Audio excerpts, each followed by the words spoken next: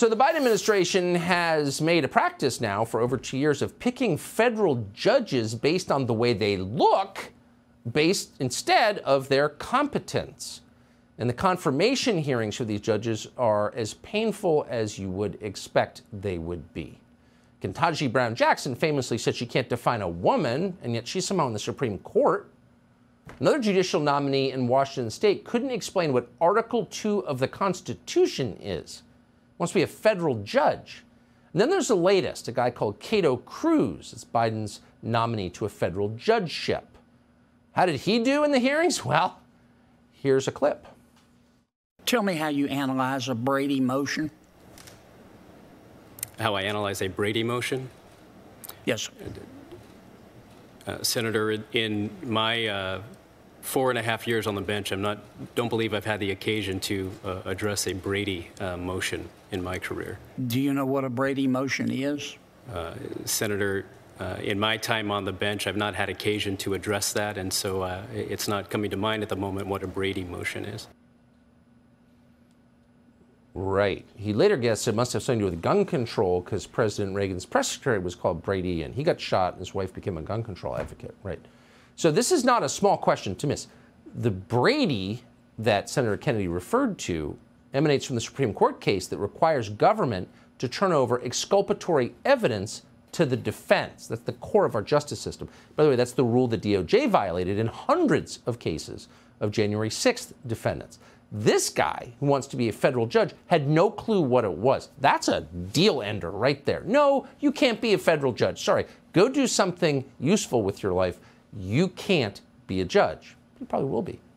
Ned Ryun is CEO of American Majority. He joins us tonight. Ned Ryun, thanks so much. I don't know what is going on, but when they start, look, it's fine if you have flaky sociology professors or administrators at Stanford or whatever, who cares? But airline pilots, heart surgeons, and federal judges, like, why are we allowing this? Well, I think this is the entire point for progressives. I mean, you have a judge that doesn't know Article 2 or Article 5 of the Constitution. This gentleman that doesn't know the Brady motion, the Brady rule. Again, as you pointed out, where hundreds, if not thousands of Americans are being denied this basic right because of their political views. Well, there are a couple things going on here, Tucker. First, they are diversity hires. They're hoping to skate by on their skin or gender or sexual preferences. But it really does highlight that the Biden administration, whoever's actually running it, is putting up activists masquerading as judges because the whole point is to get more votes to rubber stamp the left's social and political agenda. But even more so, Tucker, as you think about progressives, they've always viewed the Constitution and the law as obstacles to be avoided, but even more so, maybe dismantled. So why would you even bother knowing about it? Because you're not going to pay attention to them anyway.